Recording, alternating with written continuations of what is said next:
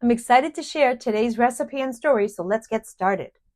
Cookies are on the agenda today, and we'll be learning about an amazing woman, Mrs. Ada Pine of Lincoln, Maine. I'll be baking her quick mix Lumberjack Molasses cookies from the vintage community cookbook, Maine Cooking from 1974. However, all of these recipes in the book are from the original printing in 1967. So if you're new here, I take recipes from church and community cookbooks and pay homage to the people behind the recipe. At the bottom of the recipe, Ada writes, I made these cookies in my father's lumber camp in 1921. The recipe was my mother's for many years.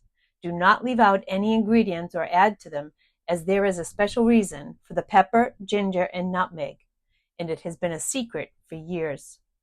Now I'm thinking that back then, cookies like Hermit's or Molasses didn't contain the peppery taste that we all know today. So the spices must have been a new up-and-coming way to change up a cookie. I will note that I did some maple drizzle frosting just to zhuzh it up a bit. Sorry about that, Ada. Mrs. Ada Pine was born on January 27, 1901. She came from a family with 16 siblings. Oh, her poor mama. But sadly, there were 7 infant deaths, one of which were a pair of twin boys.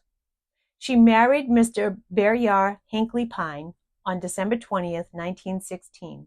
And if you haven't done the math, that would make her a wife at the ripe old age of 15. She loved the outdoors, hunting and fishing with her husband, and held a state of Maine guide license for many years. She had 4 children. All but one have passed. She has 6 grandchildren and 3 great-grandchildren. While doing my research, I found that Ada was a wonderful, poignant writer.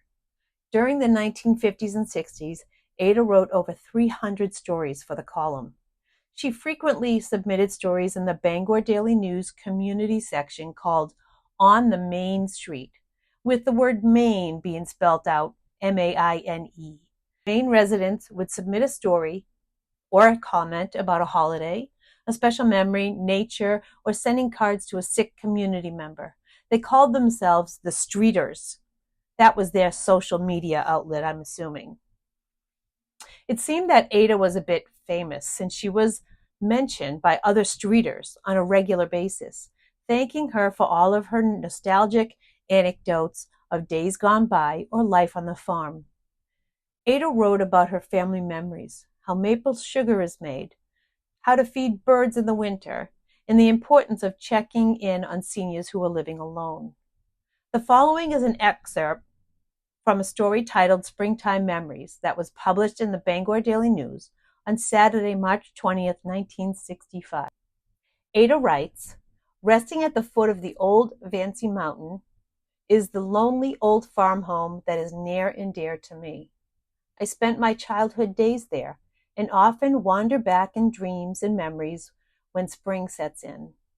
I can remember clasping the hands of my sisters and playmates and going to the old pasture to hunt for the first spring wildflowers, the trailing arquebus with its pretty pink blossoms and pink and yellow lady slippers. I can still picture the Johnny jump-ups, the Jack in the pulpit, squaw bush, and dogwood with delicate white blossoms growing in barren places. Growing near the brook were beautiful green ferns and fiddleheads. Later, many more wildflowers made their appearances. White and purple violets grew in profusion. All these things belonged to a childhood forever gone. And here's another article from Ada to the community, thanking them for several hundred birthday cards, and was humbly flattered that her stories were so well received by both ladies and gentlemen.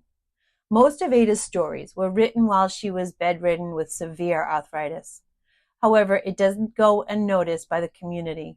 Here is a sample of such occasion, a note where someone from Monroe, Maine to Vanceboro, Maine, a distance of 132 miles, wrote about Ada. Ada wrote her last story on April 16, 1968. She writes about missing writing about the feathered and furried pets on the old farm, the severity of her pain, and how a nurse who cared for her made her laugh about a calendar picture which featured men in a boat and obedient decoy ducks. Ada stated, "Her remark struck me so funny, I forgot the pain in my laughter." Sadly, Ada passed away 7 short months later on November 12, 1968. I'm sure she is sorely missed. Thank you, Ada, for this delicious molasses cookies. Thanks for watching.